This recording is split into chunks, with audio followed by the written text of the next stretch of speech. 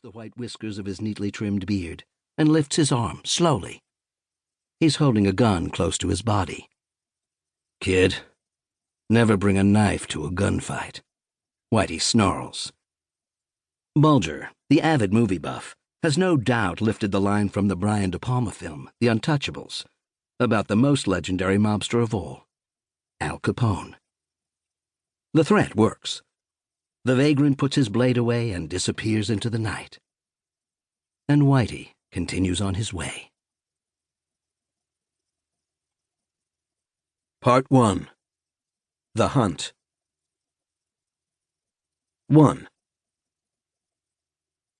Noreen Gleason carried a cardboard box bulging with personal and professional mementos up the elevator and into the Boston office of the FBI. It was February 3rd, 2008, her first day on the job as Assistant Special Agent in charge of the Criminal Division, ASAC, and as she stepped off the lift, she walked past a bullpen of agents who were glued to their computer screens, or reviewing stacks of files dedicated to the one case that had haunted the office and the city for decades. The agents kept their heads down, going about their work without passion or energy.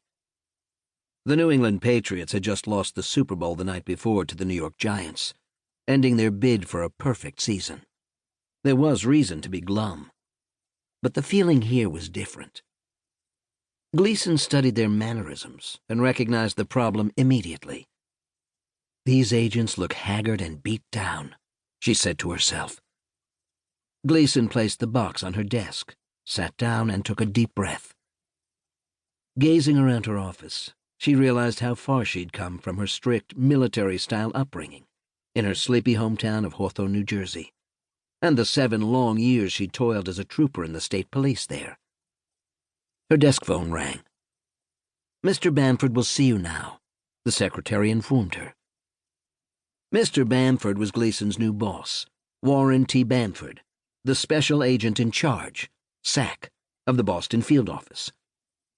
Gleason walked confidently into Bamford's office, where he stood by the window with arms folded, staring out at Government Center and City Hall. He didn't waste time. "I have one job for you, Agent Gleason," he said. "My top priority is capturing James Bulger and bringing him to justice." Gleason didn't respond right away. She needed to process the statement for a moment. By this point, James Whitey Bulger had been on the run from the FBI for more than 13 years. In that time, he'd become something of a ghost story, a larger-than-life criminal who'd been written about in books and mythologized on the big screen, whose exploits had become crazier than fiction. His ability to evade capture had grown his legacy into infamy. Instead of being a mob murderer and henchman, he'd become a folk hero. Bamford's decree was nothing new. Every SAC of the Boston field office had made similar pledges before.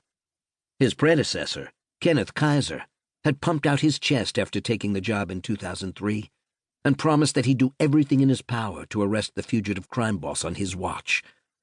"I will do whatever it takes to get this guy," Kaiser told reporters then. "I don't care who catches him. I just want it over and done with. My goal is to have him caught and move on." That didn't happen. But Bamford was a quiet leader, and more methodical than the bombastic Kaiser. As a kid, Bamford watched the Ephraim Zimbalist Jr. television drama, The FBI, and knew that's what he wanted to be when he grew up. A native of Lowell, Massachusetts, and a former U.S. Marine, Bamford had served on the FBI's hostage rescue team, and was sent as a sniper to the deadly standoff at Ruby Ridge and the siege at David Koresh's Branch Davidian compound in Waco, Texas. Tellingly, Bamford did not fire a single shot at either tragic event. Bamford understood that cooperation between all the agencies, the FBI, state police, U.S. Marshals, and U.S. Attorney's Office, was imperative in ending the now 13-year-old manhunt for America's most wanted mob boss. Bamford also needed someone who was smart and action-oriented to lead the effort. He believed that he'd found the perfect candidate in Noreen Gleason. "You are a state trooper in New Jersey, and I think you'll have a good rapport with our counterparts. They'll respect you. We need everyone rowing in the same direction if we're going to pull this off."